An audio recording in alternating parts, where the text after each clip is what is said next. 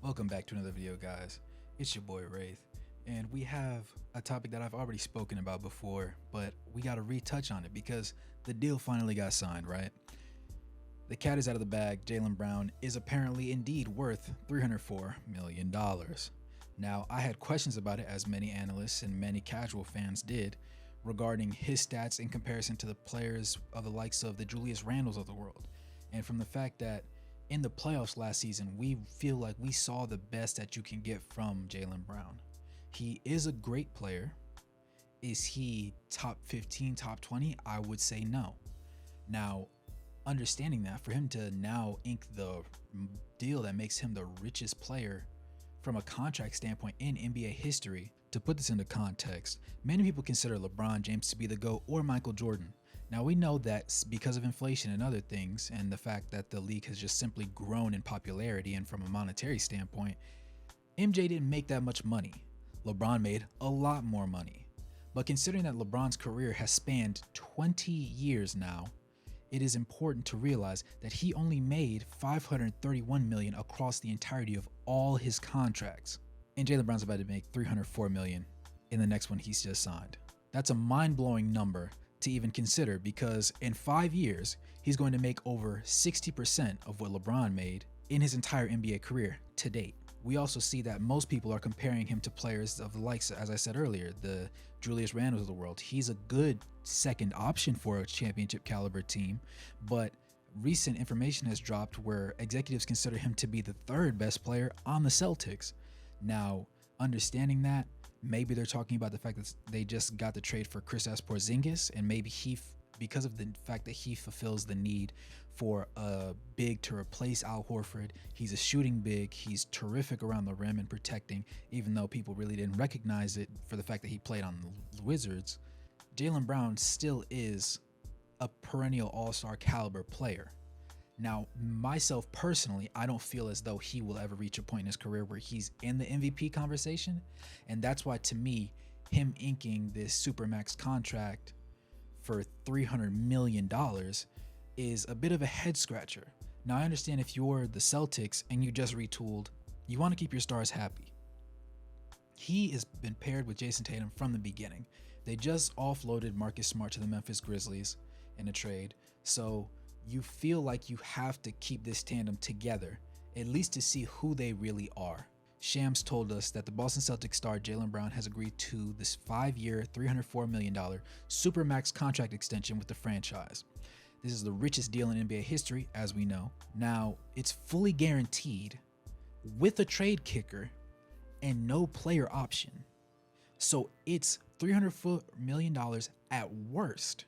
If they try to trade him because they realize he's not the player that they want him to be, there's extra money on top of that. Now, they feel like this is the right move, and considering their track record over the past decade, I'd like to believe that Brad Stevens in that front office knows what they're doing. They've been phenomenal at facilitating trades and making the pieces work, even though they don't have a championship yet to come of it. They've been great at building rosters that have been able to make continuous deep playoff runs over the course of this past decade. You know, the Celtics as a solid NBA franchise from top to bottom, and that's not something you can say about most teams. So I'm inclined to believe that the Celtics understand something that we quite possibly don't, or it's just as simple as they don't want to let him walk, so they're going to pay him. Eventually, they're going to have to pay Jason Tatum too, so that'll be interesting. But of course, that's not the main point of this video. We're just here to focus on the Jaylen Brown portion. I think it's possible that there's another step. He can get his percentages better. He can improve in the three-point shooting category, especially off the catch.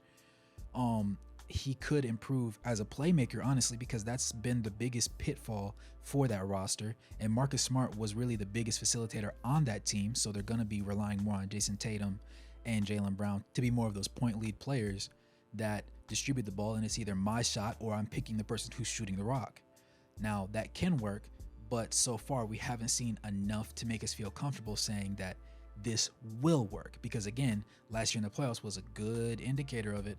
They're lacking on the playmaking side of the ball, and now they just traded away their best playmaker, and they're relying on these two to make a big jump. Now, if you pay him this big contract, which they already inked the deal, the expectation is that he gets better. His shooting splits have to get better. His playmaking has to get better. He has to be on all the time.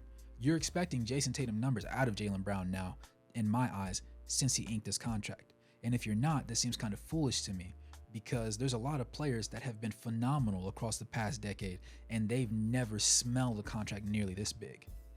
Another thing to note is that people feel that Shai Gilgeous-Alexander may be the first player to ink a $400 million Supermax contract, which I could see happening.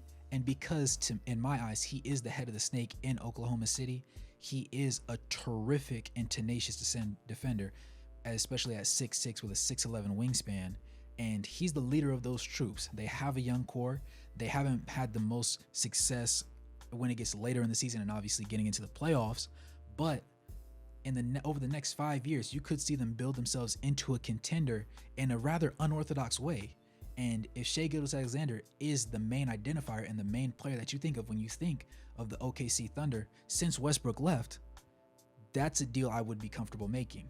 And I feel like a lot of people, especially Celtics fans, would feel more comfortable if $300 million was a contract that Jason Tatum was signing as opposed to Jaylen Brown. Because when Jaylen Brown was playing alongside a hampered Jason Tatum at the end of the playoffs last season, he did not step up. He didn't take that next step that people were hoping he would make as the 1B to Jason Tatum's 1A. He looked a lot like a 2B, and that's why people feel inclined to say that Kristaps Porzingis might be the second best player on that roster. Now, at the end of the day, it is what it is. They signed the contract. They felt comfortable giving out this money. I'm inclined again to believe that the Celtics front office knows what they're doing. They feel comfortable.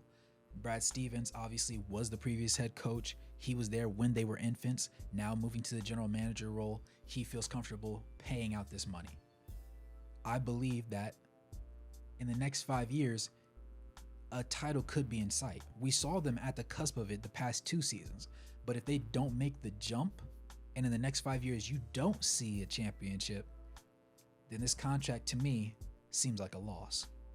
With that being said, thanks for tuning in. No matter where you are on the globe watching, good morning, good evening, and good night. Make sure to like, comment, and subscribe on this video, and I'll catch you in the next one. Peace.